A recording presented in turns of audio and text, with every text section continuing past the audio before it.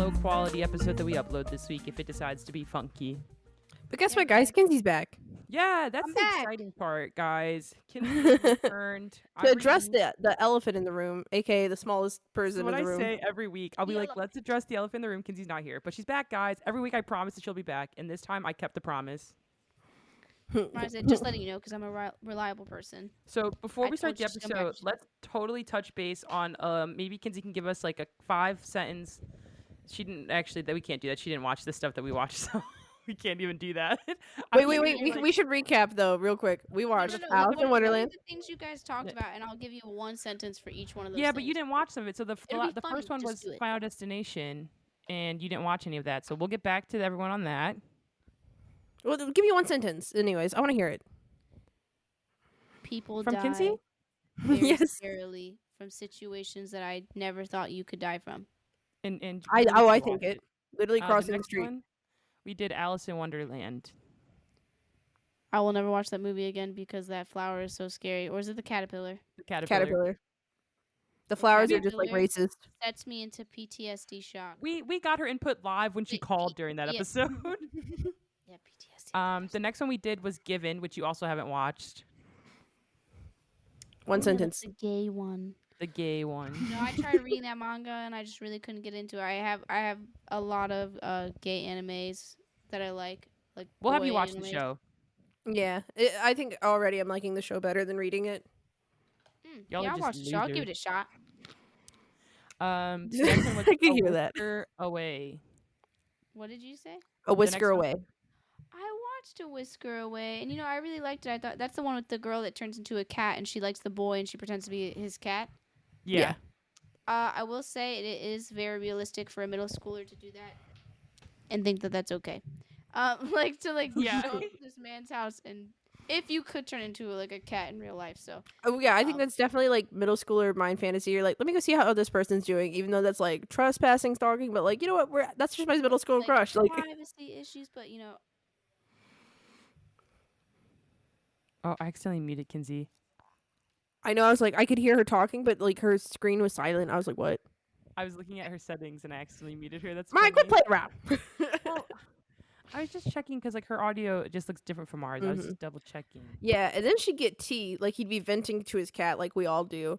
And then she shows up to school and is like trying to talk about his trauma. Like, I understand you. And he's like, you're embarrassing the fuck out of me. I do not want to talk about my emotions.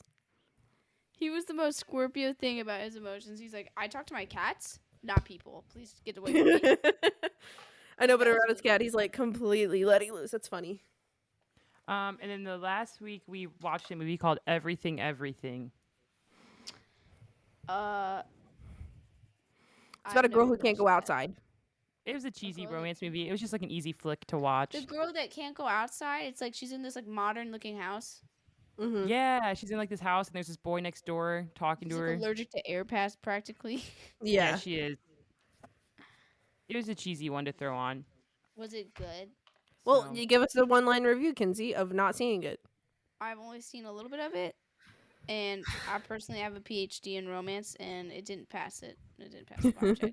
It's not that good. Dang. Well, you're listening to Post Credit Depression, where we talk about this week's current hyperfixation.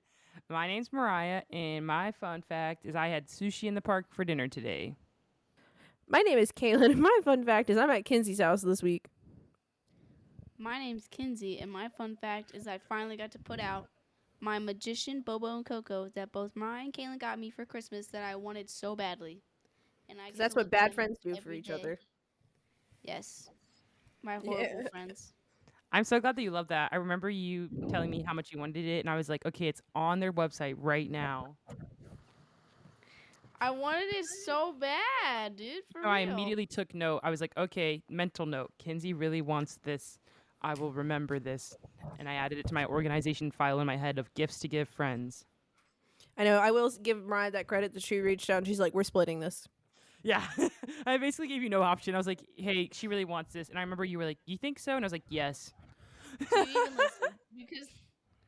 Because I talk about it all the time. It's okay though. I don't remember. Can I anything, boot so Kinsey I from the can't- call? Oh my god, that's funny.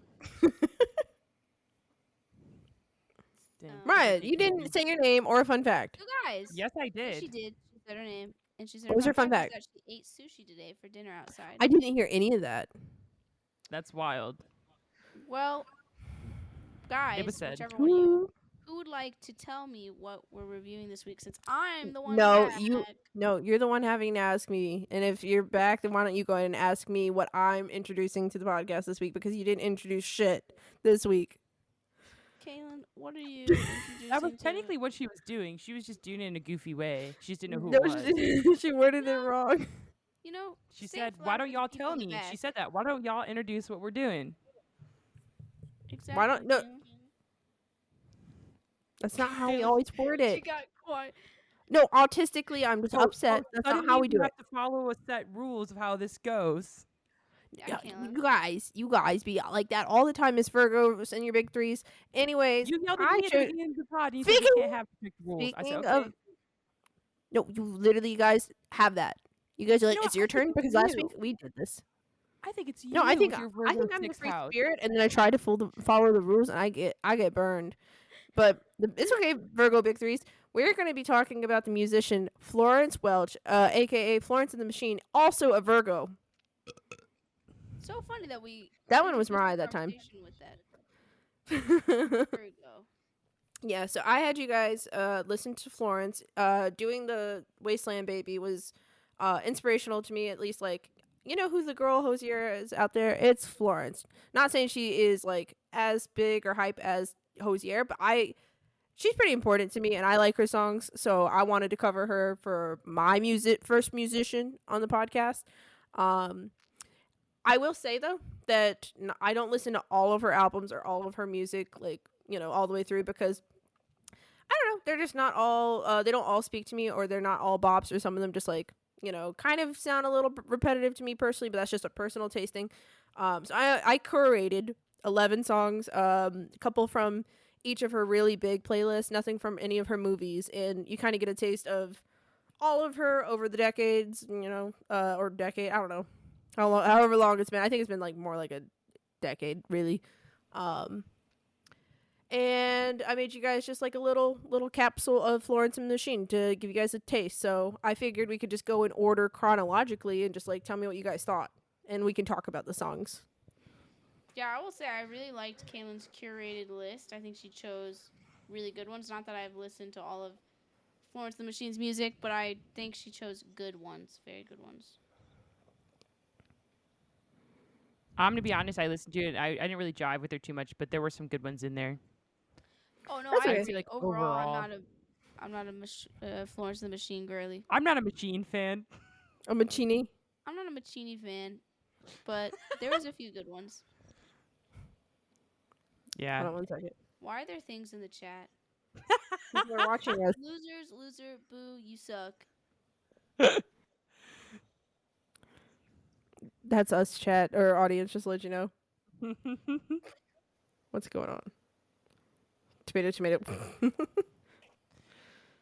I know I will not read that as tomato, tomato. Where would you like to start? From the beginning, or would you like to tell us about Florence a From little bit the first? Maybe how you discovered her. From the beginning. Oh, that's a fun story. Actually, I'm glad you thought of that first. I was gonna talk about it when we got to the song, but it was during my year, my weird leap year of being homeschooled, where I technically never graduated the 7th grade. That's a fun story, but. What are we doing down there in the South? You just skip grades? It was so funny. Like, literally, I failed 7th grade because, like, obviously I was very depressed at home with my biological mother and the divorce happening. That, home life was sucky. School life sucked. I didn't want to be there. Yeah. Like, and I remember, like, begging what was it? Well, actually, the reasons I wanted to be homeschooled were pretty genuine because I was feeling, religiously traumatized that if I picked my father over my mother, that I'd go to hell for not honoring thy father and thy mother. So I told they asked me, like, who do you want to live with? And I said, I want to live with my mom half the year and I want to live with my dad half the year and I want to be homeschooled. So it's like split equally. And the court ordered that. So my mom had to go and get books and everything. And my dad, paid for them. And my mom never finished it. She never like really taught us or took initiative over anything. It was a whole like off year. That is when I discovered Florence. But what she did, because I was like, Mom, I failed 7th grade twice technically, and if I have to go back to 7th grade when my grade is starting high school, I might die and like kill myself. Not really. I didn't tell her that, but I was like, I will be so embarrassed if you send me back to 7th grade. So she took me up to the high school, and it was literally the same old lady who had a mustache and everything that was there when my mom was going to high school. And she's like, she's in 9th grade, and she signed me up for classes, and I went to class. So you Just skipped 8th grade? imagine I she skipped skipped 2 8th grade. grades, She never really did 7th grade, basically. and I skipped 8th. Bro, that's Literally, insane. just imagine being a 6th grader that was just ended. You're supposed to go to 7th grade. You don't obviously do it, and then you don't even touch 8th grade, and then you're immediately already into high school. Like I was just 12 years old. You never got I, to be top dog. 8th grade year, you're like literally the top of the top. It's like oh, right I on was the at board. home like watching so many animes and I was like catching up in my world. But That is why Kailen is the way she is now from the 2 the years of two things I anime. had to catch up on is I did horribly in math, and I failed my first semester of math, but the teacher told my mom I was trying really hard and to not yell at me. She's like, her grades are shit, but this girl tries really hard, so don't you dare ground her or yell at her. And my mom did it. And then the other thing is when I moved to Ohio my senior year, they offered keyboarding classes, and in the South, the only year you could take it is in 8th grade. So I went ahead and They didn't signed up for have keyboarding keyboard classes. classes at mine. That's so funny that that's something they did your senior year. Yeah, North gave us the option to. It was an optional class. It was and it also taught you the Google Suite, which is why I love Google Slides. But anyways, that's enough about me. I did discover it during that weird leap year. Um, I was watching Inuyasha music videos because when you're young and adolescent, you watch clips from animes over really deep songs, and you get emotionally stemmed from them because you're autistic. I see the noddings in the crowd. Thank you for letting that I resonate see with the you guys. noddings in the Not letting me sit crowd. up alone on my pedestal, but yes, that is what I did. And Cosmic Love was over Kagome and Inuyasha, and it was like showing the well and how like their love like stars and everything like, and I was in love with ever since. And so that's how I was introduced to Florence. Embarrassingly That is enough. so That's so funny. funny. I was just thinking that you had stumbled across them on like Spotify or something. The fact that there's lore behind this is hilarious. I Yeah, know, you and know it's like why? lore upon lore because you have to explain how you got to 9th grade from 6th grade. I feel like her album cover looks so good that I didn't know it was that. I'm not saying we're old, but like 7th grade was like pretty long ago for us, like Yeah, over 10 I years think ago. it's definitely like. So it's like, damn, I didn't even think But it was that that old album I either. think was her biggest like or her first big hit. Like Dog Days Are Over was her first like viral thing, and then that was like one of her first albums, I think. I think it was her first or one of her first ones that hit off. I couldn't answer here or there about it.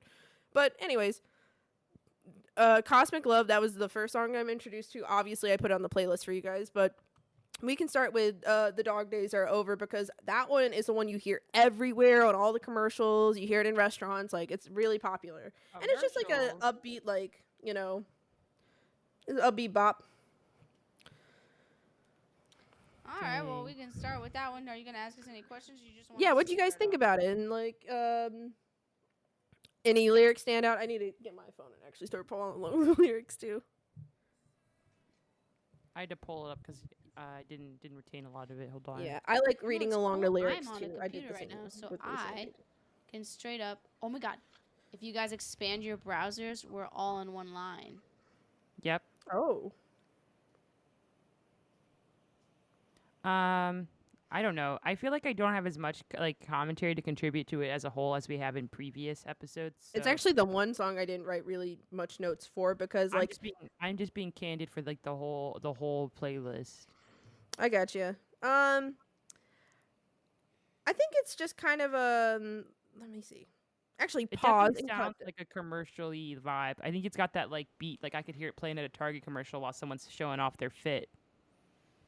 Yeah, I think from what I've looked up, because there's not a lot of like super deep lore about it. It's simply that like kind of like your bad days are done, and like you have to kind of like leave your, because it says leave all your love and your longing behind. You can't carry it with you if you want to survive. So it's about it's supposed to be this upbeat, like uh almost like running song. It gives me running songs vibe. This is the one I should look up. It was literally the last one. The other ones are so deep. I was trying to fucking curate like notes about them that I forgot to do the popular one. Let me look it That's up. okay. I think this song's pretty straightforward in the sense of it's just talking about like if you want to run away from like the generational trauma or a lot of the problems that are external from you, you have to like basically reject the ways in which they've taught you, which could Finding basically happiness mean and realizing that there will be a light at the end of the tunnel. That's what it kind of gives me. It gives me about hardships, but like also hopeful vibes to like run forward towards like good days. And I get those vibes when I listen to it. It literally makes me want to like run forward and take shit on, you know? But I agree. I don't have a lot to say about it besides it is the most popular for a reason, and it is a bop, and people really like listening to it, and they add it to their playlist because like you can't help. It's one of those white people songs that you got to just like belt out in the car when you're like driving. Like it's one of them white run people fast, songs for you know. sure. That I all agree. days are over. So with that said, I mean we don't have a lot to say about it. There are going to be other songs on here that I will literally go off about for a while and like have like literally life things to bring up about it. That I'm not worried if we don't really spend a lot of time on one song. But the next song is the Inuyasha MV, Cosmic Love. Let me That tell song was you, good. I liked that one. I got lots to say It's about one of this my one. favorites. It's at Yeah, least my nostalgic favorite. I'd like to prefix. Not that I disliked her music. I just wasn't something that was like something that I could like get jive into too much. So there were some ones that I liked. Yeah, I respect that. I mean, I kind of feel like that's just how music is. We have different tastes, but like you can at least like recognize the Oh art, yeah, you I know? was like, she is talented. Yeah. So tell Is me it a what you guys. band? Florence and the Machine. Is the Machine a band? I think yeah. I think collectively. That's a valid question, Kizzy. Like some people don't. Hold on. Do you do you wear wigs? That's what that sounded like. That's definitely what it Is sounded that like. But I Bend? wasn't Machine Ben. sure. Machine bend. Is Machine Ben? Uh, Listen, is that's a What valid. does What if the it's like machine a do? sound? What if it's like a soundboard? I don't is What it know. what does the is machine it manufacture? is it Stop. Florence and a machine or Or is the is it machine? Florence plus machine? Listen, I'm just saying it could have been like. That was pretty funny. This is a valid question. So for Cosmic Love, I want to hear what your guys' thoughts were. That one is a little bit more lyrically. So did you guys like kind of catch the meanings I'll behind go it, or like first. how'd you feel? Yeah, Kinsey has an Because emotional this feeling with this. shut up. This is my favorite song out of all of them. I can see why. I really like the way that so when you first listen to the song and even the way the song sounds, it's hard not to think that maybe she's talking about a person who's left her and doesn't love her the way that she loves them. But there's also like this hope in her voice, even through the sad lyrics where you're like, come on, you got me confused. Do you not like this guy? Are you toxically attached to this guy? What's going on? Then you get We towards got this the Virgo part in the where she house. says, I took the stars from my eyes and then I made a map. Made a map. I knew that somehow I could find my way back. AK, like, get over your ass. Then I heard your heart beating. You were in the darkness too, so I stayed in the darkness with you. Basically, he never came towards her, not because he didn't want to, but just like her, he had become Are we blind to not their talking love. about Inuyasha and Kagome right now? Because literally, he would not make a move on her ass, and she's like, you know what? I should just go home, and I should just like get over your ass. Like clearly, like you don't love me the way that I love you. And then it's like when she would like really lay out the blueprints, she's like, wait, he really does care about me. It's just in his own way, and like Well, he's my also heart and lost my in love, destiny is what always I'm leads back to saying. you, kind of Like vibes. the whole point is I like this symbolism from like when you meet someone, the stars around you all blow out and they go into your eyes because when you look at them, you see the stars, like you see the Mm-hmm. universe. Like the stars around you don't matter anymore. That's why it's dark, and you only see it when you look at them. But when they're Also not, that harp playing harp playing literally makes my soul transcend into some celestial vibes and makes me float out of my body when I listen to the song. I know. Hold on. What I was saying was, she's. I was on something. Okay. She's using the symbolism of when you meet someone that the stars are blown out because they're not around you anymore. They're in when you look at them, they're your stars, they're your universe, okay? So when they're not with you, there's already no stars in the sky, but since they're not around you, there's no light, okay? So she's like, I was blind, I was trying to find you, like you showed me this like enlightenment by just meeting you, and where have you gone? But the point is, when he met her, the same thing happened to him too. So like, you lose yourself when you fall in love because you have to become a different person, not because who you fundamentally are, but like what you thought you knew prior is not what love is until you actually run into it, is the meaning I Mm-hmm. took from the song. And then when you realize that they were going through the same thing too, and they didn't Yes. intentionally leave you behind, and that they were discovering what real love was, she's like, and then I heard your heart beating. You were in the darkness too, so I stayed Yep. in the darkness with you, so that you guys Yeah. could like find the light together. You know, like Those lyrics get me because it gives me like, you left me alone, you left me sad, you left me depressed, you left me like to deal with this all by myself in the darkness. So to find the map that leads back to him, and he was in the darkness too, aka going through his own depression and his own, darkness. no, she didn't use the map to find him. She took the No. stars from out of her eyes, and she's like, "Fuck this! I don't want to think you're the stars or my universe. I'm Oh, gonna you're put you in right, this but she map. heard his heart I'm gonna beating. find my way out of here because you fucking suck."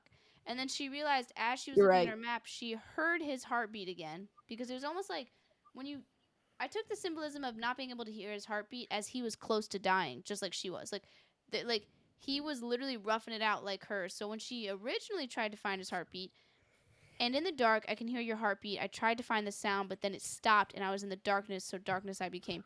I think she's just trying to say that there's these pauses in between finding Mm-hmm. coming back to him, because he is also like lost, doesn't know where she is. He takes the wrong turn, aka like self-discovery. Like, he takes the wrong turn that maybe would have brought him to her, because there's other lessons that need to be learned. So when she had decided, fuck this, I don't want you to be the stars in my eyes anymore, she's like, Mm-hmm. and she puts him And in a she said map. that I chose to stay in the darkness with you. That's what she And that says. was still knowing, like, we might not find each other right away, but I'm gonna have the faith that we will. That is why Mhm. I Oh my really god, I love never this thought of song. it like that too. That's like, Well, you I gotta I be in do. love to know. Okay. Mm-hmm. You gotta Girl, go through no. like a similar situation. The way I always heard the song is almost as if she heard his heart beating, and so she was able to find him, and so she stayed in the darkness with him. But to like kind of have that blind face, like, faith, I will stay in the darkness with you, and we'll rough it out. We'll find each other, even when your heart is like flickering out, and I'm not sure if you're there waiting for me or not. Ooh, girl, Mhm. yeah, I liked definitely the one of beat my of it too. tops. I think the beat really fit the tune of like what she was trying to do, the build up and the build down. Yeah, used to be my old favorite, but I have new ones. But yeah, really good one. Mariah? Kinsey said everything that there was need to say about that song. Sorry, it was my favorite song. I don't know. Oh, you're good. I didn't know. Was there I anything mean, about the song how that you did you liked like the how way it it sounded? sounded? Did you like the heart playlist? Do you like the Yeah, I vocals? said I How do you liked the feel? sound. I liked how it fluctuated up and down to fit the vibe of what she was saying. Yeah, very intense. It gets very I feel like Like the theatrical cinematography sometimes. of music. I don't know what it's called, but that's what it I was completely equivalent agree. to. Yeah. Very beautiful song design there.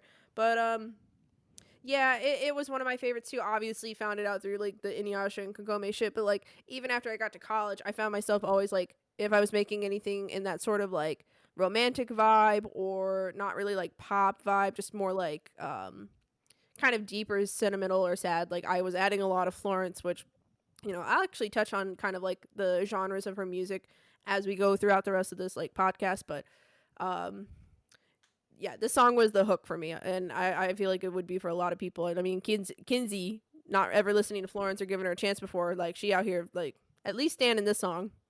No, this Yeah, I will admit song. when I like Listen, started the playlist, like the first song, I was like, okay, it's like a rocky vibe, which isn't like my favorite, but I'll keep listening. The second one came on, I was like, I like this one. This is Hmm. nice. I love love. I Yeah, love and I will say this too, one. like her genre, it definitely like it goes into pop, it goes into rock, it goes into like kind of a little bit of a folky ish once in a while, but then it's like she even comments on her genres throughout like her song making, which is why I even put songs on there where I'm like, I try to touch on each of her albums, and some of them I didn't even like. I'm like, ugh, that's not the genre I like, but that is a part of Florence's story. So I kept it in this playlist curated for you guys, anyways, because it's important to talk about when we like get into some of the other song meanings later on. Yeah, she's very much like a indie rock and soul almost. Yeah. All right. Well then, let me see. Beep beep beep. All right. The next The song next is song. Bird Song, which very short, simple little song, but tell me if you guys had any initial thoughts, or if you want me to kind of like I start you hated off. it. Wait, it's called Bird Song. You hated it, yeah. Yep, I Bird. The skipped one it. about the bird. Oh wait. Florence and the Machine. I know. I was. Is it Hmm. called Bird Song or called Bird? Bird song. It's the third song on the playlist. All right, fine. Okay. Um. Did you want me to start? Or did you want to start, Mariah? Well, what about it did you not Oh, like? I How it didn't like sounded, it. or how it meant? Like, tell me what Yep, you didn't didn't like. like the sound. Just the I sound, didn't kind like of the like sound. jarring. Got halfway through it, and I was like, I don't like this, and then I turned to the next one. Okay. Kinsey. This song, the meaning was a little bit like confusing for me. It seems like she thought if it's supposed to be like really open ended, like then that's fine, I get it. But like if it was specific towards love, because a lot of her songs are about love, I didn't really Mm-hmm. understand what it was about because it said that Mm. basically she killed a bird, was not really feeling bad about it because he sang so damn loud. But then like she paid, Okay. but So, hold on, I okay. wasn't finished. But then she like paid for her actions and was like kind of insinuating that what she did was wrong. But like in the beginning of the song, it makes it she makes it feel like she needed to kill this bird. Like everybody would have killed the bird too if they had the chance, kind of thing. No, no, So no. Okay. I don't Let me. really get it. I'll explain it, and I mean, it definitely is kind of a weird one, but she is a Virgo, which I've noticed Virgos have a tendency of very much analyzing their past mistakes and almost like letting guilt consume them with it. And this song is about guilt, and the bird symbolizes guilt. So she says, I Oh, didn't tell anyone, but a bird flew by and saw what I had done. He set up a nest outside and he sang about what I'd become. So it doesn't talk about cheating or anything romantic, but it saw whatever she'd done. And it said, he sang so loud, sang so clear, I was afraid all the neighbors would hear. So I invited him in just to reason with him. I promised I wouldn't do it again. But he sang louder and louder inside the house. So, like, she's saying this guilt would not shut the fuck up. So she killed the bird. She's like, shut the fuck up. Don't tell everybody my secrets. But then the guilt became her. And it said that in her dreams began to creep that old familiar tweet, tweet, tweet. And when she tried to open her mouth to scream, she became a bird basically. It said that she waved her arms and flapped about, and it said the song was coming from her mouth, so the guilt consumed her. oh well, It's kind of a that's weird song, quite but I that's think that it's quite like realistic to how I deal with my guilt. yeah, and I mean it sounds jarring. I understand why you might not like it, but I do like the symbolism with it. It's simple, but like it's still really cool symbolism to me, and that's why I added it to the playlist. And you'll see in a lot of her songs that she's a very much she's very honest with her past mistakes, and she does not hide them, and I appreciate that about her being an artist. Sometimes I feel bad for her, but like obviously like making music is one of her ways of basically getting her feelings out, and you can kind of see different growth and maybe even times that she falls back down to earth. Like she's like, I'm doing fine, and I'll like take a break, and then she's like, no, I'm addicted again and I'm not doing fine. But this is like I one of did the notice first that. songs of her guilt. Yeah. Yeah, I feel like that's a really good explanation of it that makes it sound way cooler than maybe what I had interpreted it, you know? Yeah. Yeah, after hearing it, how do you guys feel about it? You don't even have to like the song because again, it is a really loud and obnoxious song because the bird is supposed to be loud and obnoxious. But like, I personally think that's an intentional music choice. But you don't have to add it to your playlist if you're like, I don't want that song to come up when I'm just trying to like work out at the gym.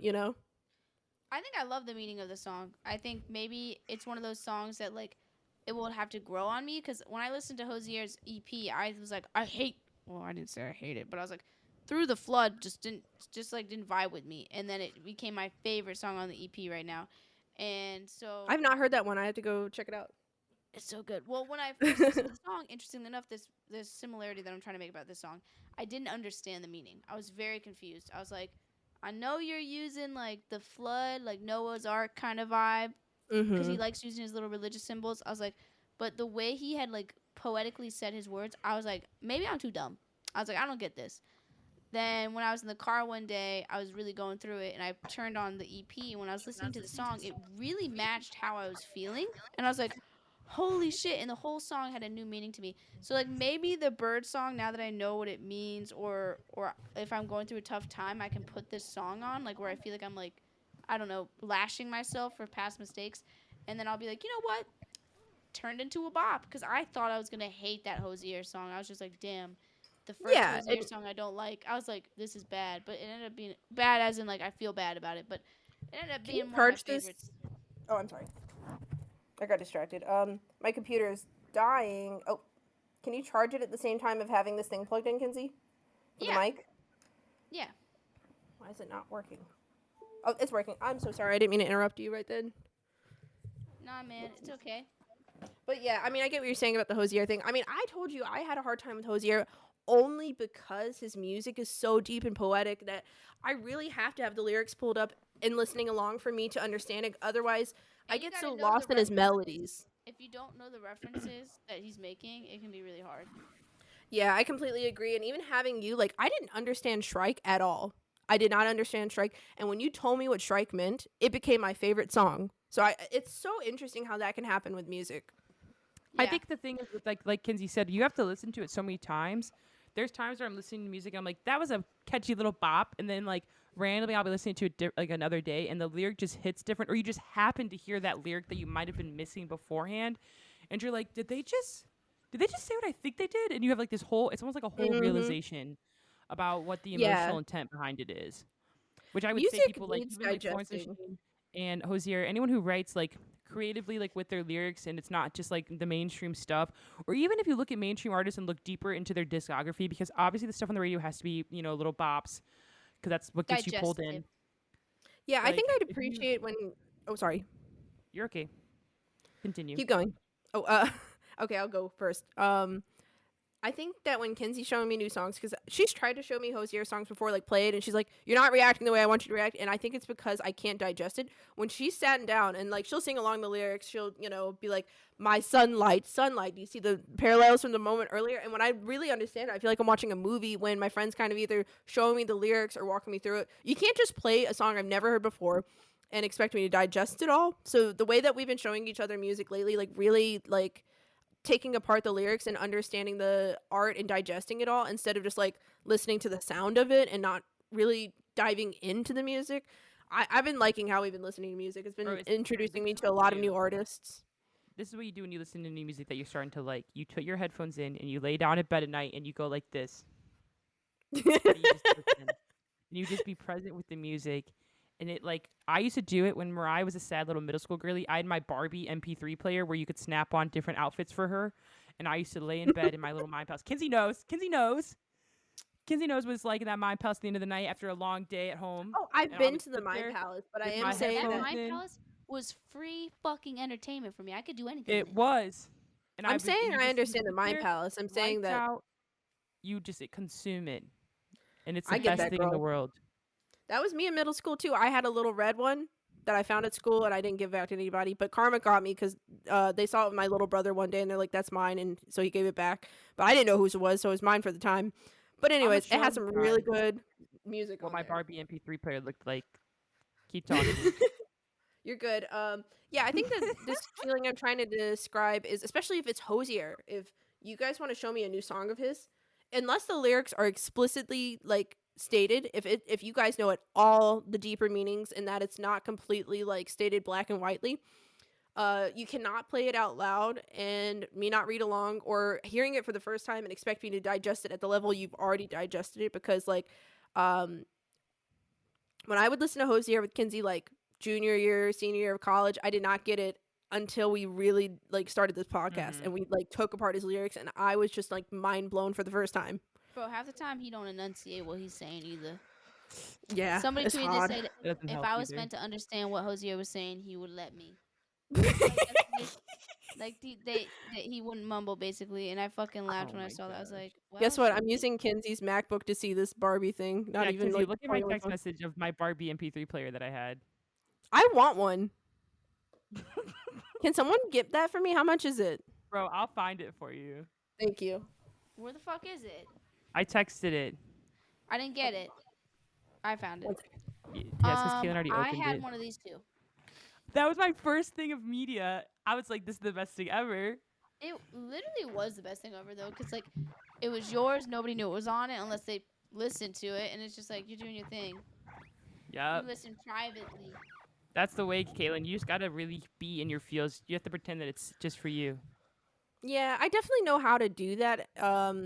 I think that, like Kinsey said, I just couldn't hear Hosier enunciate, so I just never like added it to my Mind Palace playlist. But now he's on there. I have like Well, 10 songs on so many of my Kaylen playlists. and I would be in the car, and I'd be like, Kaylen, I know you don't know what he's saying. So when I ask you, did you hear what he said? And you say, yes, I know you're lying. And she'd be like, and I'd be like, let me Oh just my read the lyrics gosh. to you and explain it to you. And obviously, I feel like she just didn't know the hype yet. So when I would say that to her, she's like, I'd oh, be okay. reading back Greek mythology lore that I've never heard of, and I'm like, yes, I heard what he said, but Oh my did I gosh. process it? No. And I'm like, Kaylen, bro, like, come on, I'll explain it to you. You need me to explain it to you? I'll tell you what Icarus and the sun is and all that stuff, or whatever Greek myth you don't remember or never I heard know. of. Now I just need to ask, okay? And that's where we're at this I point. think If you Kayla guys was don't know what afraid of the birdsong is, I'll confusion. tell She you was what like, birdsong is. I know what you said. Damn. I'm gonna smack the shit out of you through this computer. Well, the Oh, next yeah. song No, was another. "Shake It Out." I liked that one. I That kept it one on my is phone. actually my probably my all-time favorite. I think I have some new like recents of hers favorites and shit, but that one is my all-time favorite. I It screenshotted got me lyrics through from some that shit. one when I was listening to it. Let me pull them up. I liked where she said, "And it's hard to dance with a devil on your back." That's the main chorus. There, ignore that line. It Hmm. says, "And given half the chance, would I take any of it back? It's a fine romance, but it's left me so undone. It's always darkest before the dawn." I liked that Oh line. yeah. And then The it's a shot in the dark and right at my throat because I'm Ooh. looking for heaven, found a devil in me. Oh, this one is. I think that it's up there in the categories of like some hosier, like play on words and lyrics. It's Yeah. very good. That's when she does her best. Like, Which no, one? you Which one? shake Hold it on. out. Shake it No, out. but She's which talking very lyric? much about like Aimed heaven and the right in. devil. I have a shot in the dark, aimed right at my throat. Dragging this horse around, all of its questions such a mournful. You don't think so?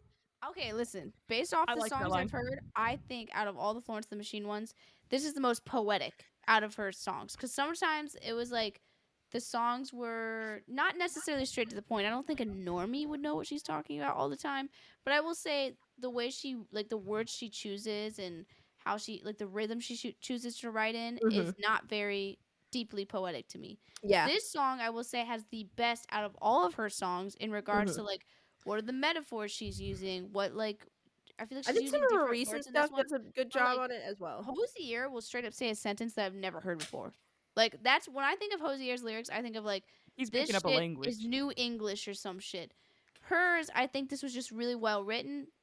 But from my opinion, and it's just my opinion, I don't think that it's necessarily Hosier quality lyrics. Yeah, I But think we're just saying like still really good though. I it's said still up in the there sense of the metaphors. in the yeah metaphor alley because a lot of her songs like and this is like maybe my number one gripe with Florence and why we're not going to be doing an album by album review is personally if I go to like let's say Spotify's like this is Florence playlist and hit shuffle to try to like clean it or study I don't like a lot of her songs only because of how repetitive choruses and rhythms can sound and maybe like I don't feel very moved. Maybe it sounds like beautiful or it might have a deep meaning but like maybe the sound's just like not really got me or it's the same lyric over and over and over and over and over again which no roast like if that's some of your favorite songs of hers like that's just my personal take on it and like why I only curated these songs but I will agree that this one and I would say one other on this playlist I included are some of the most poetic of her work and Shake It Out when I first listened to it I remember the ones that we just brought up like the dragging the dead horse around all of its questions such a mournful sound and the like devil on your back again that Virgo tendency to kind of just like nitpick yourself and like think of the past like the horse is already dead but like you know you're listening to its like sound still and it's like just bury that horse in the ground shake it off shake the devil off your back like you need to Well, I just read like that she wrote it about like let it some go mental health struggles that she was going through, so it kind of seems really yeah fitting because it is like a horse on your back that you get it off, you shake it off, and it kind of creeps back up on you. yeah or the devil off your back I picture literally like this like you know bad devil on your shoulder literally whispering in your ear all these mean things and I think of the horse lyric as like she's carrying her regret and her you know past mistakes around like a dead weight. And that year I was literally going through therapy. So I remember the song making me cry and being very meaningful to me. So Love Cosmic Love, that is like my first love of Florence and the Machine, like literally thinking very romantically. But it's a good like if you're feeling down, if you've, you know, been going through some shit, depressed, break up, like play that song and just like shake it off and like get it like just yell to it while you're cleaning or some shit. It'll make you feel better. I do agree. I for this song, I have like my favorite metaphors from the ones you chose. You know, the curated list, Oh because I yeah. love the "It's always darkest before the dawn." I like Mhm. that in relation to going through your feelings, and like I feel like when people say to stay positive, quote unquote, in like the unhealthy way, I feel like they're ignoring the fact that bad things are always going to happen. It's like, how do you deal with it when there are bad things? Though you can't just say that it's positive. You can say it's positive in a different way, like it will be okay, things will get better. Mhm. But I feel like when people almost completely write out the fact that you are sad, like just forget about it. It's always going to be positive. Like it's not, it's more like understanding that positive things will come back and that this won't Mhm. last forever, but don't completely write off your feelings. So I feel like that Yeah. lyric in this song is what makes me feel the happiest when listening to this song, you know. Yeah. And there's one more. I was seeing if there's like any other metaphors. Metaphors. There's like one more that sticks out to me. And it says, "I am done with my graceless heart. So tonight I'm gonna cut it out and then restart." So she's not saying that like she's cutting her heart out for bad reasons. She says that her heart's not been forgiving her of her past mistakes. It's been graceless. It's been Yes, merciless. Like, bitch. and it's not that Virgo shit y'all be doing, and I have to talk you out of and like slap across the face a couple times. But it's the I'm gonna cut it out and then restart. Like literally like some releasing, some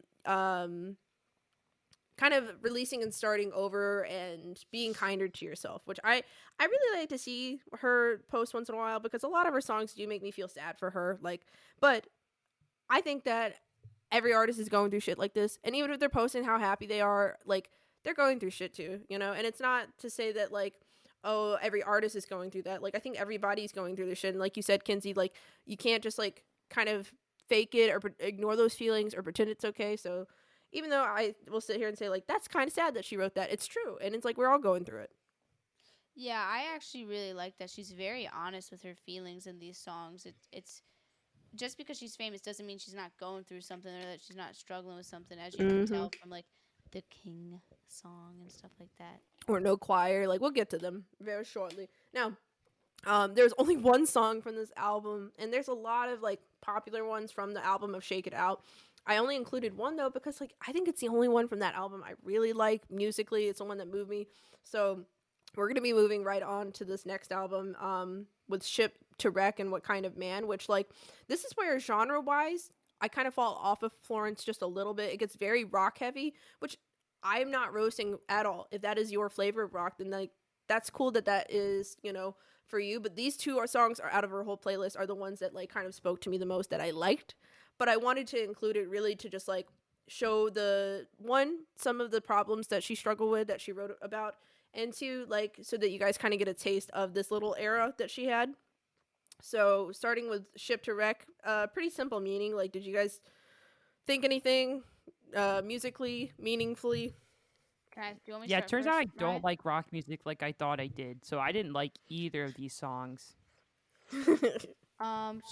I would say overall, when it comes to Florence, there's only a few songs that I really liked the sound of, being like Cosmic Love.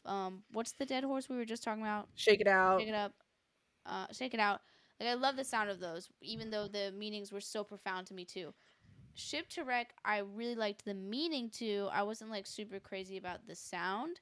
Um, I don't think Yeah, it's I like one the of the. meaning. I think some the chorus on it just a little bit is a little bit weak. Like the Yeah,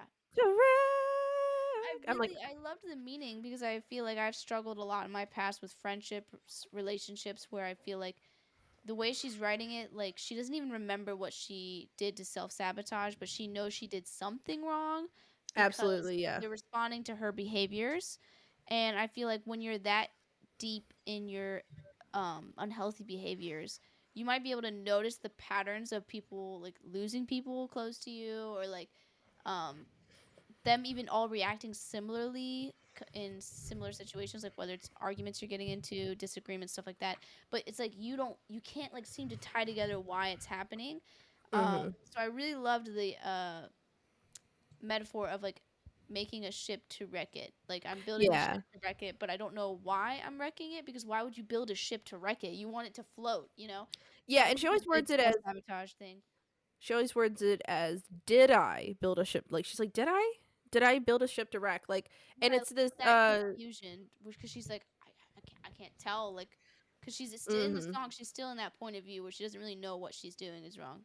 Yeah, in relationships and friendships, I think that a lot of people do go through that where like um you don't even notice the first friends you have, the things that maybe you were doing wrong, your first relationships, the things that you maybe said that were like toxic or shitty.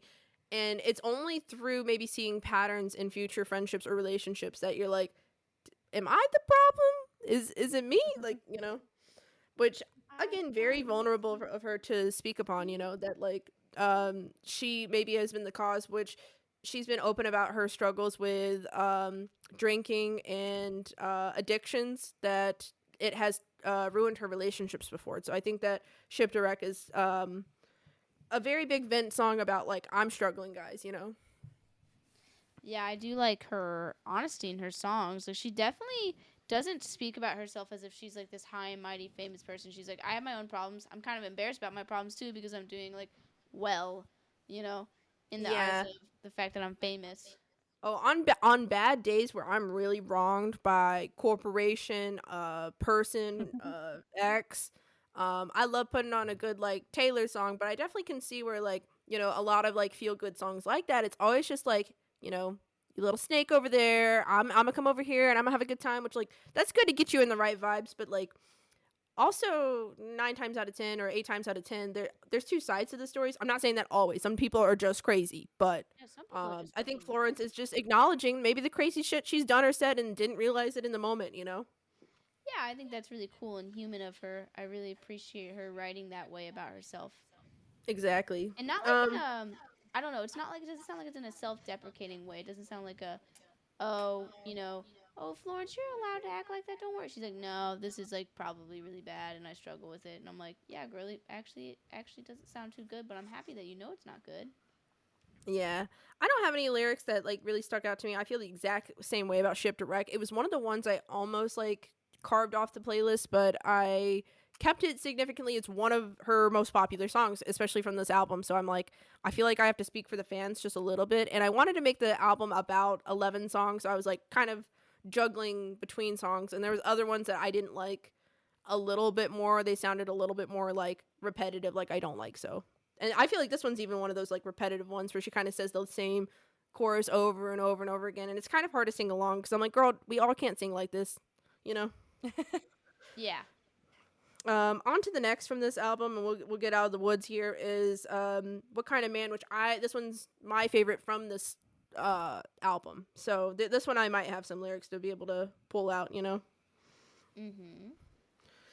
But I mean, just to start it off, it talks about like the symbolism that you were on the other side of this canyon and almost like dodging me, but like you come back into my life, and when you kiss me, you like inspire this devotion of 20 years, and I just want to commit to you. What kind of love is this? What kind of man loves like this? That you come into my life, you make me want you so bad, and then when you just hop in and out of the door. So like, and then she also says too that I can't even curse you out because I'm technically like playing this game too. Like I keep taking you back every time. So I think that she's starting to like to struggle with like maybe rocky relationships here. It says sometimes you're half in and then you're half out, but never close the door. Yeah, So that like he hit never tells her like, I moment. don't ever want to be with Really you again. landed. Yeah.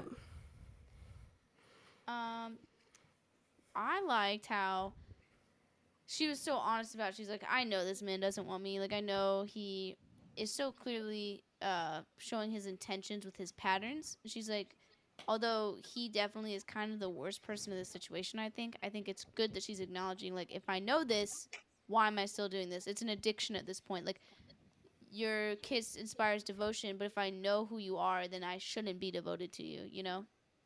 Yeah, let me see. Oh, she doesn't say it. She says, "But I can't beat you cuz I'm still with you." Yeah, that's what she says. Like I can't conquer this if I still keep taking you back. Like I can't even like talk shit because like the second you come crawling back for more, I give it to you even though it pisses me off cuz I know you're going to leave again. And I mean, I'm getting kind of like young Florence, like maybe, hot Virgo redhead in her 20s, like really struggling with like, love and these people. And I think she wrote some pretty solid songs in this time. So we can acknowledge, what this song was, and like maybe we keep moving on to the next. Yeah, I think it doesn't get that much deeper. I will say for a Virgo, I feel like her songs are really checking out. Really, like hopeless Mm-hmm. romantic, and I'm hard on myself, and I never Mm-hmm. let things end or die. And I'm like, girl, did you write these for me? Like, thank you.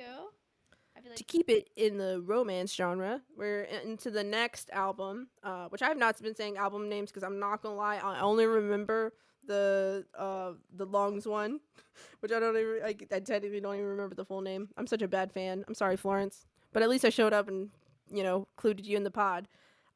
Next one we have is a sky full of song, which is a kind of mixed meaning. Like it talks a little bit about relationships and it talks a little bit about career and kind of the conflict with balancing both. So, do you guys have any questions about it before we start talking about it? Do you want to like start it off? Want me to start it off? Maya, what do you think about the song? I like this one. I think that she did a good job at like expressing her vocal range on this one. It wasn't as Oh rocky as the yeah, other ones. It was more like indie. Um, I do love I how think it it was a cute, sounds. subtle This one. is This one was of the one of ones I those. love how it sounds. Yeah, it was one of those good ones to just kind of put your headphones in and listen to. I didn't break down too far. Where'd this one fall on the playlist? Yeah, because I had to like It's I the only listened kind to of half of it lighter one looking sitting. album. It's like the Oh yeah, light I background found and it. yeah, I was just trying to remember it was if it was at the first half or the second half, but I don't know why I need to know that. you're Um, good. yeah, I was definitely talking about just kind of like yeah, like I would definitely say like balancing life and like the simplicity of like existing. She was like, yeah, I'm flying, maybe I'm dying tonight, and Yeah. yeah, I Um, it liked it. it starts out with it references that a friend had let Florence know, and she wrote this intro to the song because she was in LA, and her friend in the UK said, "Hey, I saw your man out and about, like basically like hitting up the bars and shit."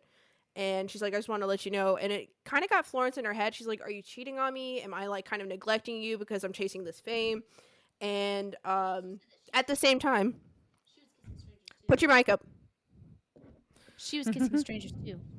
Oh yeah, it does talk about kissing strangers and stuff too. So she's definitely neglecting this relationship, and then it goes into talking about how she's like, "Please pull me down, shoot me down with an arrow, like shooting a bird down," um, because the way that performing makes her feel, it gives her this high.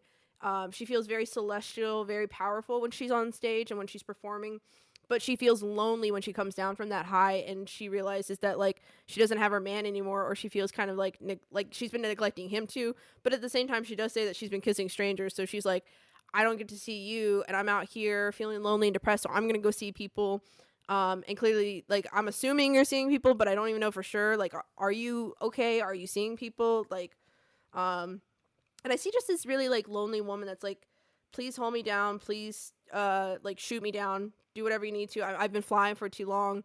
But clearly she's drawn to her music and she's drawn to, um, her art, so it's hard for her to leave. And I see kind of like, instead of just like it being like talking about toxic relationships and like I did something wrong and you did something wrong, we start to see kind of like this theme in her music of choosing her career over her relationships, her happiness, her life. um and we get in, I'm just to hop into it, we get into the next song, No Choir, and she really talks about like how music's been affecting her maybe negatively. I want Yeah, to that say one was for, intense. But I just wanted to say the No Choir thing. We can come back to Skyfall song so you guys can finish your thoughts. I just wanted to like mention that's kind of the theme of this album. sorry if I keep talking first, Mariah. You can like cut me You're off. fine. You know that, right? Okay. Um, Yeah. I want to say about the just in general for Miss Florence. You know, after really looking at these songs and like hearing what you have to say about the meanings, and me not really knowing the meanings before, I feel like I have so much more appreciation when I hear the meanings, and I just love how real of a person she is. Maybe I don't really love the way her songs sound, but I can really give props to like the themes that she's touching, the honesty in her voice when she talks about herself and like how she views herself. Like I feel like there's artists out there who talk about themselves and they're trying to show that they're, going through it, but it might sound more like performative, like let me write a song that I'm sad kind of thing. And like hers sound like they come from a real place of like, no, I'm I like, feel empathy when I read these lyrics and I hear her pain and like specifically what she struggles with, because it's very either relatable or resonating. Like even if I never done the exact mistake she's done, or maybe I've made other mistakes that she's not referencing, I can still understand maybe those feelings of shame or guilt, or neglecting someone. Mm-hmm. So yeah, I do appreciate that about her as well. What about you, Mariah? I don't think I have any comment. Damn. That's gonna happen.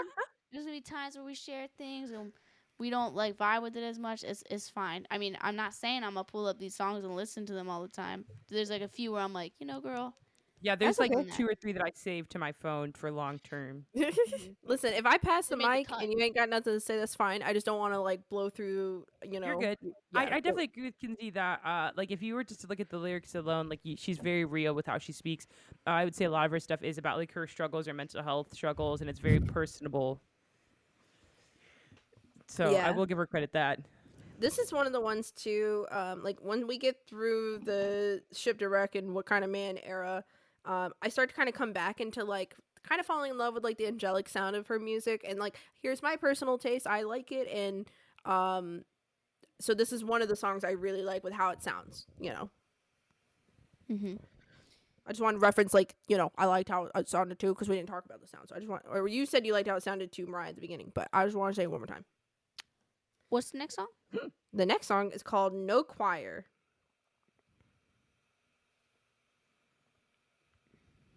You need a moment to like remind yourself, read the lyrics, No, I take know your what this time. song is.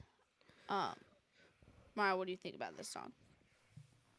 I think it was just another one kind of about like her like mental health being kind of like how it felt to be like where she was. Yeah, and I like the. I like how she ended it with the same little. I wish she would have slowed it down a little more at the end because she like repeated the part from earlier the at the end where she was like, "No chorus will come in, no ballad will be written. This will be entirely forgotten." I wish what she would have done is had like a full decline of the musical instruments and kind of came in with just her audio at the end. I don't know if that makes sense to you guys. Almost like putting down the music. I like that. Yeah. Yeah, I think that it really because I was waiting for it. The way the song was going, like the build, Mm. I was waiting for the full drop and it didn't happen. I was like, dang.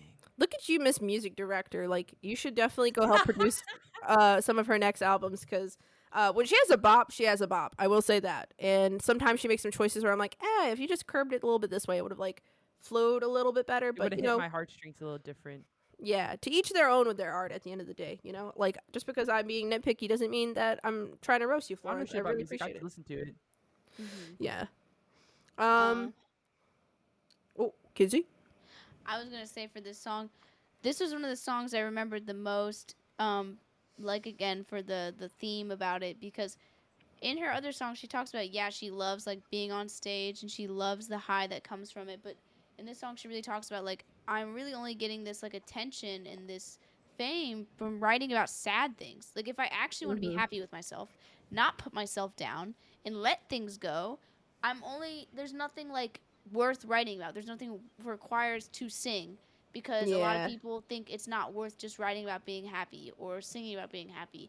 And this song, like when I think about it, is very sad, and it's one of the songs I probably get the most sad when listening to for her. Not Mhm. like I hate it. I'm saying like I'm like, damn bitch, you got a point. Like people tell artists all the time, you can't be famous unless you're crazy. You can't be famous unless you're going through something. Like why can't I just make something for happiness and not to, be, I mean, sadness is real, but I'm just saying if you're able to get out of those places and get to a place of peace, technically there's nothing to write about but that you're happy, you know? Mhm. You could Like write about like love and how happy it makes you feel, but like people would be like, "All right, where's the drama? Where's the yeah, climax? Where's, because I think especially people with such intense vocal range, or like angelic voices, you could say, people who can hit a really hard note, but then also when they're like very softly singing, they almost sound like an angel, like la la la, but then they could hit hard notes. I think that people expect drama. They expect a story. I will say that I want to read some lyrics here, because this is the part that like really makes me feel really sad when I'm listening to this one, is the "But I must confess that I did it all for myself. I gathered you here to hide some vast unnameable fear." So she's like, I gathered you guys here, and it says, "But the loneliness never left me. I always took it with me, but I can put it down in the pleasure of your company. So I think like she's admitting that like something about performing and gathering a crowd around me for this validation, it helps me, but when I step away from the stage, I immediately lose this high, but it's something I keep chasing but the loneliness technically never leaves. It's always with me as soon as I get off stage. And it kind of ends with like, there's going to be no more no chorus will come, no ballad will be written. This will be entirely forgotten, which also makes me sad because no choir. Like she's saying that over time it'll be a forgotten song. Like nobody's gonna care about it in the way that like um, pop songs from men or other like happy songs from men. Like especially women are expected a lot of the time to write breakup songs or write sad songs. You think of like Adele or like any really popular like female artists. There are some pop singers, don't get me wrong, that are women, but I think she's saying it's hard for her to break into that genre. Like she doesn't get really responsive feedback. She's like, you guys just want to hear about like my drama, and like to be honest, I'm not really doing it happily. I'm doing it kind of just like because I like performing, but I think I want to take a break. So that was kind of her proclamation of that from what I gathered researching about this song. Then we get into like probably one of her best albums, I think, out of her entire career, which was only like I think a year ago. And I say one of her best albums because a lot of her albums I don't like all the songs on them, but this is probably the album I liked the most of the songs on, like collectively. And I think out of all of her albums, it might be my favorite for all the work that it puts in being pretty strong with its songs. So it starts out with the King here. King. Any thoughts, Mariah? I don't think I added that one to my playlist. I must have accidentally skipped it because I don't have that on here. It was like probably one of the best songs. Oh my god, I have so much to say Dang. about it. Well, let me and I Kinsey had school to, you. for all of you who don't know, Kailen and Kinsey use Spotify and I don't, so I had to manually make Fun my fact: playlist. Mariah uses Apple Music. Mariah chooses her own paint. I'm kidding. I do. Dang, I think Kinsey and I can do a good enough job talking about this one. What do you say, buddy? Yeah. Why don't I Let's school her. say something first? Just kidding. Do you want to say something first? What would you like? What did I like about the song? No, I said, would you like me to talk about it first, or would you like? Oh, absolutely, go for it. You're the guest. Oh, thank you. I like you asking me questions. This song is so damn good. I mean, when Kayla and I were talking about it, I was bringing up some things in the lyrics to her that she was like, "Oh, I guess I didn't think about it that way," but she still got like majority of the message as well. Um, in this song, she's really talking about how being a woman, when society views you as an individual person only to some extent when you are single compared to a single man, but once you have children and you become a mother, you like completely disappear to society. You are only a mother. It doesn't matter if you're a world-renowned artist or anything like that. And it's so Doesn't matter what true dreams you because had or anything. honestly, when I think about my own thoughts of how I view mothers, now this is not what I emotionally think. It's like what I've been ingrained to think, and then I think, whoa, why am I thinking that? I'll be like, oh, she's a mom. It's like the first thing that comes to my mind. And I don't think like what are their interests? What are their like by that I mean the mothers in my family. I will say I have a lot of yee mothers, so they've been taught. I mean, like women in my family, like my aunts, my mothers, my grandmothers. They've been taught that once they became a mother, that was their main job. Like they completely abandoned themselves and lost themselves, and I am very sad to see that. I'm not going to blame them for that when they were taught that, but it's sad to think that I can't even really look at my mother or my aunts or my grandmother. Maybe my grandmother because she fucking crochets and knits and stuff, but like who are they outside of having a child? And I'm sure they have a personality. I'm not saying it's not there. It's just like they were literally brought up to abandon it. And the father is never asked to do that. You know, Yeah. you never view him as an incomplete person after he has children. If anything, it's Mhm. you had a family. You've Well, reached in you've comparison, achieved something. just to piggyback off of that sentence alone, it's like you think about when two people choose to have a child, the father is allowed to go and pursue his dreams and his career, but that would be damn selfish of a woman to pursue an art career after having a child. Like, a child comes first, girl. you Yeah, but know, those in expectations the eyes just of aren't put society. on the men. So I love with this song how she uses like calling herself a king by saying, I'm not Hmm. a bride, I'm not a mother, I'm a king. Because if I want to follow my art and who I want to be, I have to be a king. Because if I choose to be a bride, even a mother, even a bride or especially a mother, I will lose that. I will lose my art. She literally says, what does she say?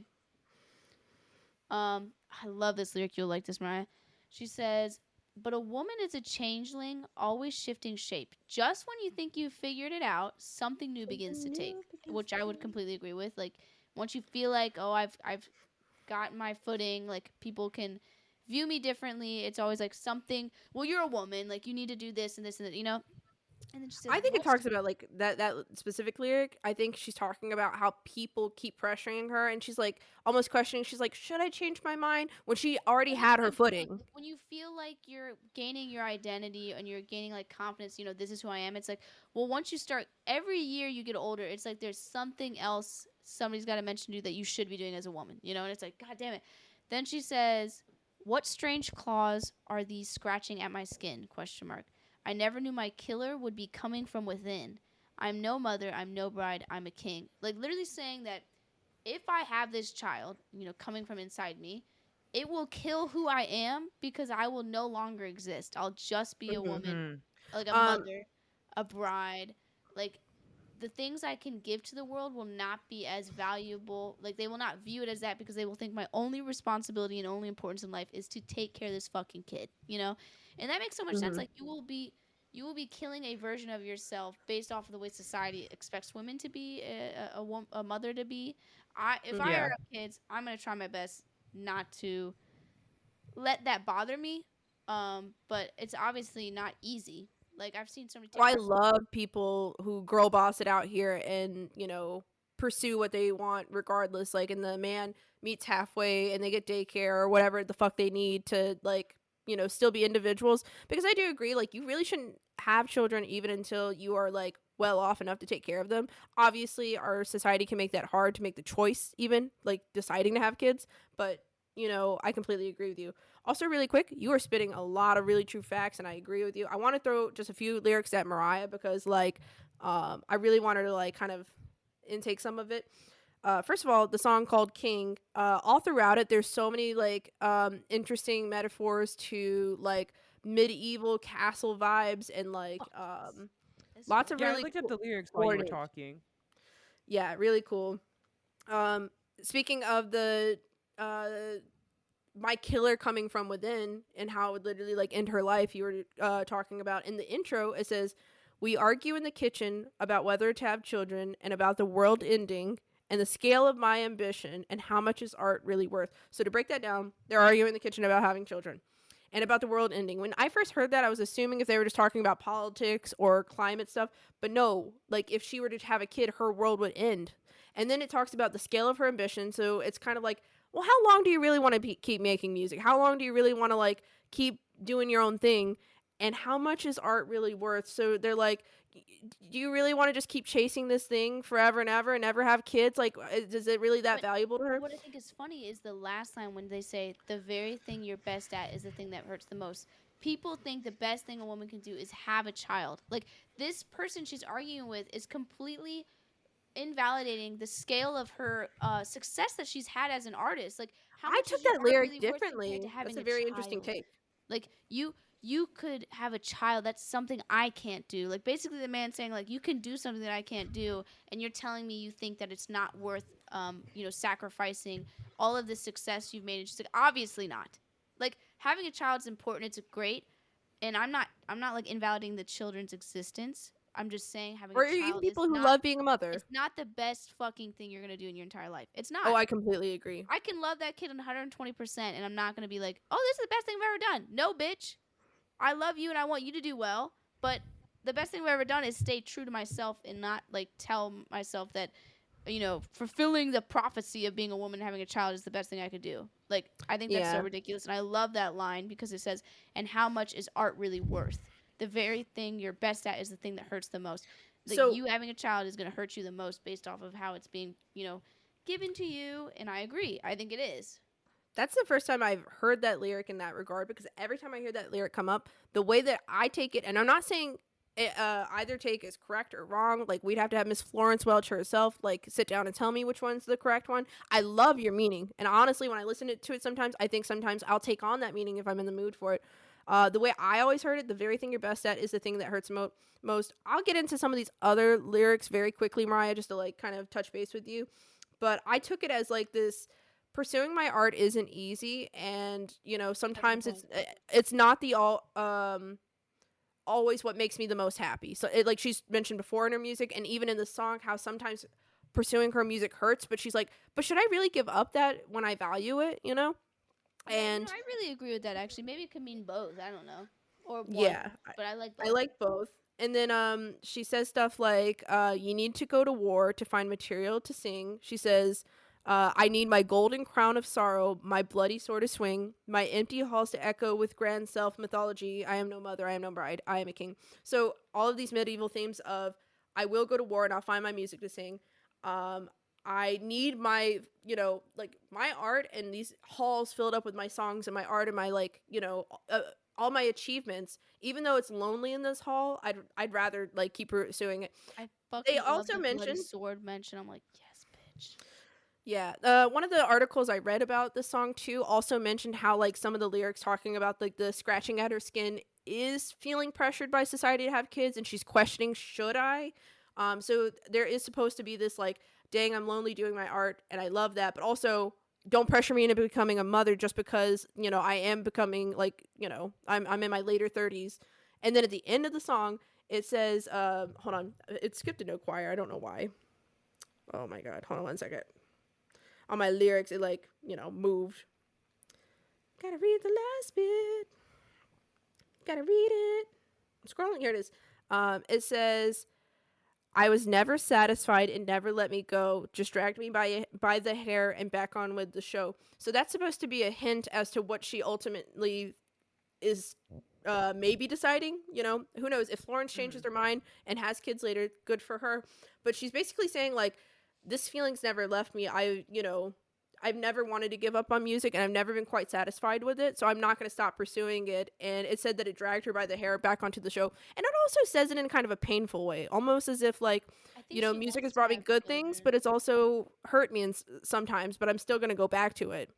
I feel like a part of me thinks that she wants to have children. She just doesn't want to give up her art. Does that make sense? So, like, Mm-hmm. at the end of the day, I Yeah. think she's choosing her art because look at all the work she's put into it. Look how happy it makes her. But you don't know what being a mother's like until you make that fucking choice. And you don't know Yeah, what. like she doesn't want to I'm lose that sure. side of her.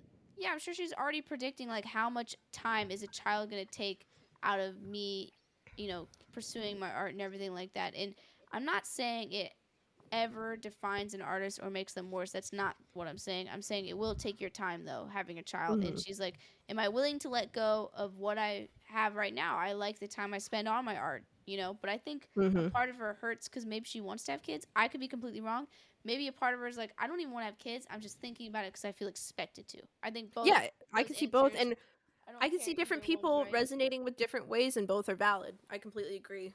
Yeah. However she's Uh, feeling, it definitely feels she feels sad because there's some sort of like, what if I'm making the wrong decision?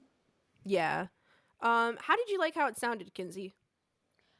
Actually, interestingly enough, I usually like. I feel like I'm really hard on songs if I just don't like the rhythm or the melody and stuff like that. But this song, I don't think I would listen to because of the melody. I'd listen to it because of like how her voice like emotionally sounded. Like It makes me teary eyed.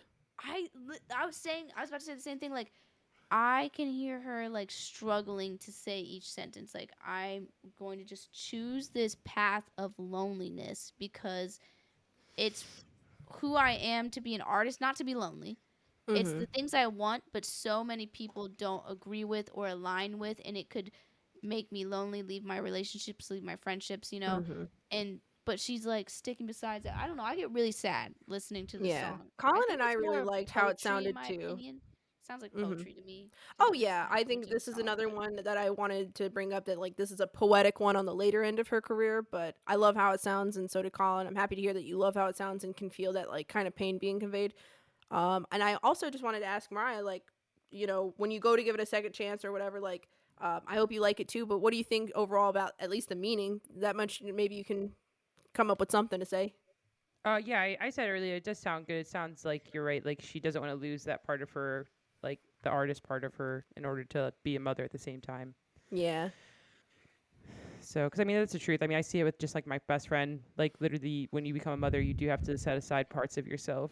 Yeah, and it's hard to even think about like pursuing things for yourself because like you always got to think of their schedule. And here's something I do completely agree with because being raised in a house with like a shitty mom, who definitely wasn't ready to have kids but still chose to have kids for whatever reason she did, wrong, not a wrong, like whatever. I think that you need to be there for the kid 110%. And that doesn't mean you can't have a personality or individualism, which is something I always have encouraged my stepmom when she kind of like was going through like feelings of depression or like, am I just like a nanny at this point? And it's like, no, you can have hobbies and interests and like you should like definitely pursue those and encourage that kind of stuff in your life. But I also don't think you should just like straight up neglect your kids either. So like it's a very finicky topic. Like maybe if we just had better laws in this country so people could decide better and just better talks about it, we could have a Yeah. healthier topic on having kids and women in careers. And actually, I'm gonna move on to the next song. I don't want to talk too long about this one. I knew this was a song we were gonna talk a lot about though. But How many songs are left? 3. 3. Okay. What time are The we at? I next don't know. Yeah, be wary of the time. We are at an hour and 16. Can you guys not see the timestamp down there? No. Or is it only me who can mine see is it? I have it at full screen, so you guys will have to keep me updated. Here's the We're thing already at is an hour and 16. yeah, I did I know you guys are going to keep track of the time, and I'd kind of, been keeping that too. We're not going to talk about every song as long as we did King. Yeah. I know some of them are so simple that we're just going to fly through it, kind of like this next one. So I just knew that King was going to help us eat up some time because, especially earlier, there was a lot of songs we kind of skipped over really quickly. What's this Okay. song? What's the next song? The next song is Free. Free. That one has a very simple, kind of story to it. Yeah, it definitely wasn't like metaphorical, but I liked it. I thought it was catchy. Did you understand the meaning, or is that something that kind of confused you? No, I liked it. It was good.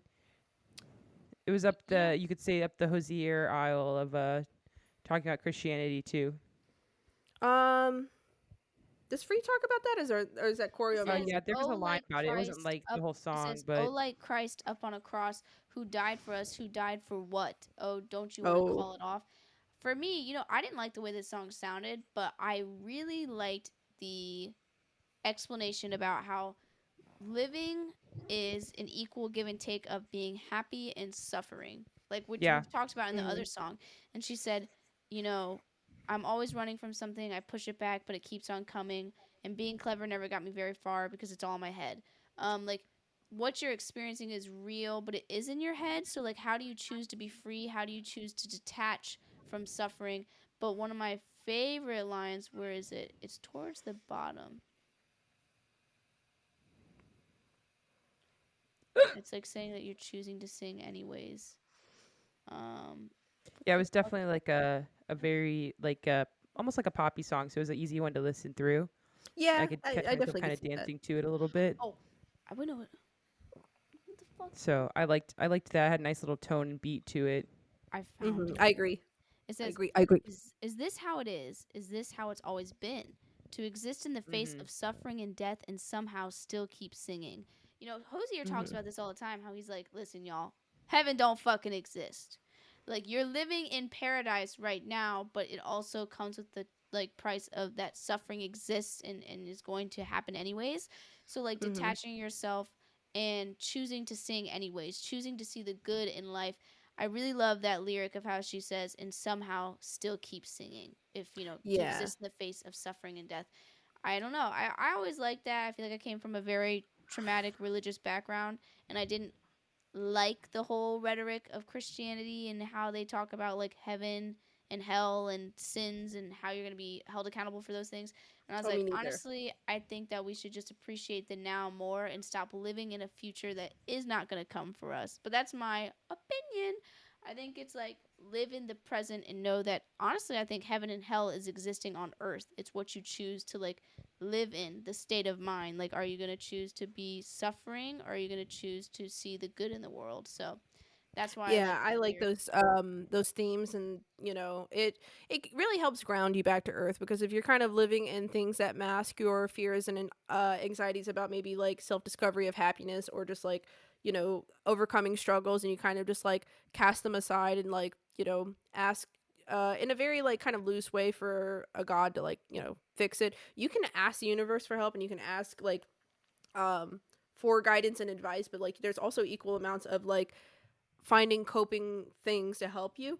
Also, just to let you know that the song is about anxiety as well, and how it can control you. So at any time, like the way that it says, it picks me up, it puts me down 100 times a day. It talks about the ebbs and flows of life, so it goes back into the other meaning, but like it does talk about her uncontrollable like severe anxiety, like I could be doing fine, I could be doing bad, like and but it's worded in a very poppy way, like it picks me up, it puts me down, like it's funny to me, that, or not funny, but it's like kind of play on like I'm talking about a serious theme, but I'm gonna just like kind of word it in a normal positive way.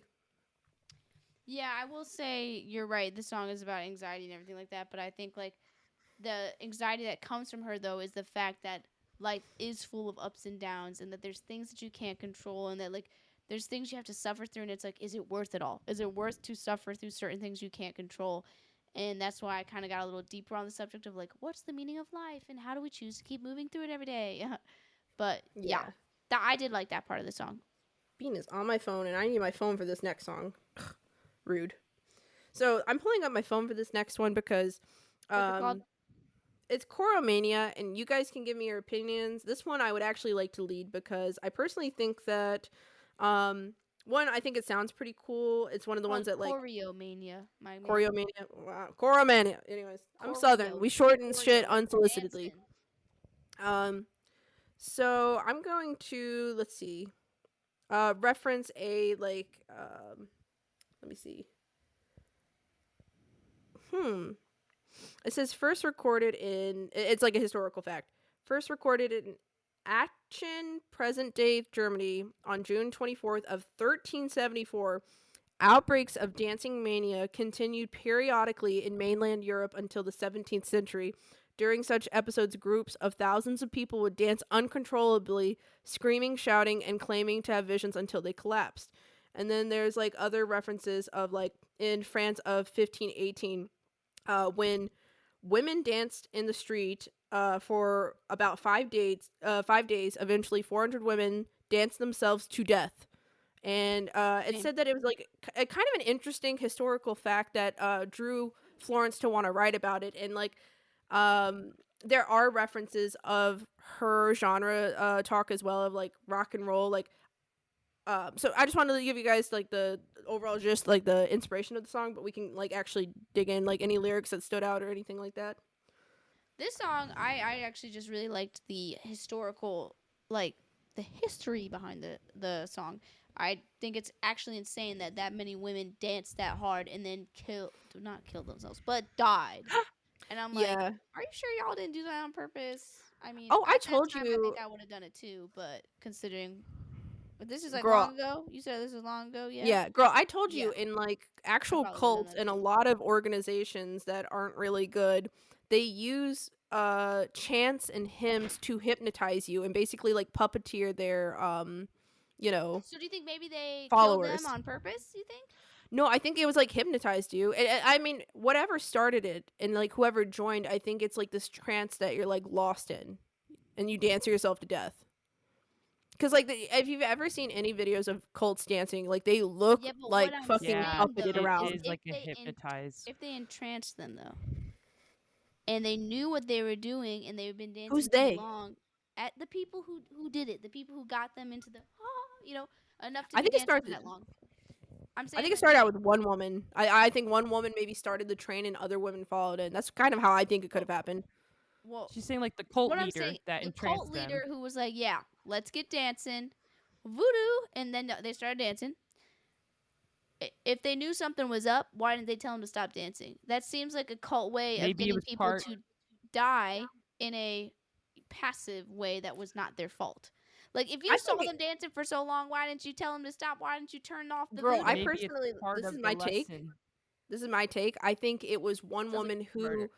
who broke. I don't think it was a cult leader. I was referencing cult leaders in the sense of like music and dancing can be hypnotizing and entrancing, and so choreomania is about uncontrollable dancing that you cannot stop, and you dance yourself to death until you well, collapse can't on the ground. is So anybody able to get them to stop? Like, if they were watching, no, what was the men doing? They were watching here 400 women dance and they did nothing. here's my thing. Or my theory. I think that one woman like broke into it almost as if like you know how like you can uncontrollably stim or you can uncontrollably have a tick. I think this woman just started dancing uncontrollably for whatever reason. Maybe she saw a vision. Maybe she saw some sort of like she got in a hypnotic state. Maybe she accidentally did drugs. Lots of people from ancient times accidentally did drugs. So she probably broke out into choreomania and other women followed because it was entrancing and maybe they were around those same like residues. Like you don't know what could have happened. It might not have been intentional is what I'm saying. Um but really quick because you know I know we're running short on time here. The other lyric I really liked because she does talk about like she likes referencing herself, you know, Virgo and stuff, and she references how people think that rock and roll is dead, and she said, or is that just because it's not been resurrected in your image, like if Jesus came back but in a beautiful dress, and I think that when people complain about where rock and roll where it went, but it's been kind of all around you, just not in the way that you expected. Like it kind of changed, you know. It's like commentary on that. Like music's gonna change, music's gonna adapt. So I think she was kind of roasting them because they're like, you might not like my version of rock and roll, but like, you know, maybe it's just different. You know, maybe because a woman is doing rock, you don't like it. So that was a lyric I liked of hers. I like when she makes kind of jabs at like misogyny. It's pretty cool. But Yeah, I other love than the that, Jesus references. You know me. I think it's funny. yeah. Other than that, we got women dancing themselves to death. I'd love to be able to cover more lyrics, but we're gonna just move on to the next one for the sake of time. Google only lets us record for so long, people. What's the next one? It's The Bomb. It's the last Oh, song I on the liked this playlist. It's one. called The Bomb. Me too. It was that slow one, Kinsey, like unavailability. Yeah.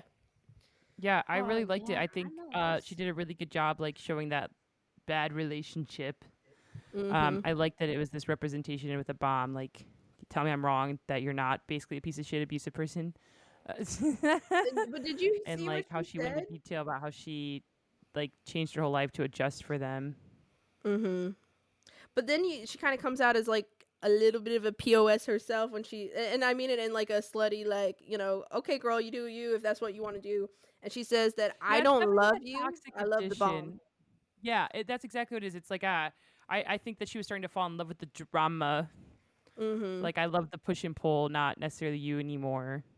Yeah. I think that what was it? The I the also like how she buildings ended it with falling. the, Oh, sorry. no, go on. I said buildings falling are the only thing that turn me on. So like she's kind of like I do understand that you're a bomb and don't lie. Tell me you're a piece of shit. But then she's also like, well, I'm a piece of shit too for keeping taking you back. So and it Yeah, like I like flips how she out. ended it with those little lyrics. The sometimes you get the girl, sometimes you get the song. I thought it was funny. We should give that to Taylor Swift. You know, let her sing them lyrics. What were you gonna say, Yeah, Kinsey? I thought it was a cute one. I'm sorry. Yeah, me too. Yeah, Sorry, I I thought she was saying something. really related with the song. You know, like sometimes it's hard to leave somebody when you want to be with them for the wrong reasons. You know, things you like about them, and you're like, Yeah, Yeah, I can hate on you all I want, but honestly, I'm just as much of the problem. So, girl, I've been there, done that. and that's not me now, but like, I'm like, yeah, girl, you really be singing the truth, huh? Yeah, Mariah. I think it sounds really cute too, and I love the like. I don't know. I feel like it's like a little melody. Like I could be like roasting you in the most subtle, like cute voice, like in the kitchen. Like I like how she roasts him in the song, but then I it's like liked a your curated playlist. It had a good way to end it. It was almost like I was listening to a normal soundtrack with the way it ended. thank you. I actually purposely like carved songs out or like left songs there. There's this song or this album had 4 songs when like some other ones only had 1 or 2, but I didn't care cuz this album was the best one. Mm-hmm. What do you think of this last album, Kinsey? I don't know. They kind of like all blurred together for me, to be honest. Maybe you guys just haven't Maybe listened it's to just it long enough. I don't listen to Florence enough to like really tell the difference. Yeah. I feel like the last few songs felt more like poetry to me than songs. Yeah. Yep. And I feel like they had really, really deep meanings. Like I loved the King one and the Free one. You know. Yeah, obviously it sounds very different than like Ship to Wreck and What Kind of Man, when she was kind of having a little rock moment. Yes. So definitely just different maturity in her voice. But that's about Yeah. all I have to say about that. Which I will say, in the way that I appreciate her commentary talking about misogyny and rock and stuff like that, that I ironically also just am not a huge fan of like her heavier rock stuff. Like from that one album like Ship to Wreck and shit like that. But that's a personal taste, and I'm not saying it like, out of any sort of misogyny. I don't like that kind of, that's not my tea. Y'all both clocked out. What? I said y'all both clocked out. Sorry. I'm trying to stay present. I've been on the phone since we've been on the phone for like almost 3 hours, so my brain's like. You're good. I just want to be make sure we wrap it up like, organically. I stopped talking to y'all. Both were looking at other stuff. So, would we share Florence and the Machine? Yeah. Oh, so would you guys share Florence and the Machine? I think that if there was someone who really liked music like this, someone who already had loved like a folklore-y rock vibe, I'd be like, you know what? I got just the person for you. I would or maybe if they needed several songs. Like definitely. Like if I was talking to somebody and they're like, I like this Hosier song, I'd be like, well, this other song gave off like a similar vibe or puts me in my feels, and Hosier puts me in my feels, so you should listen to this Florence the Machine song. Yeah. Yeah. I will I'm not going to lie to you guys. I actually was introduced to a lot more songs going on this journey, coming up with 11 songs, because I realized how few songs I actually have in my playlist of Florence. They're not that many. And I'm not saying it because like she's bad. I'm sure there's people out there that dedicatedly like they're real fans. I'm out here like acting like a fake fan in comparison.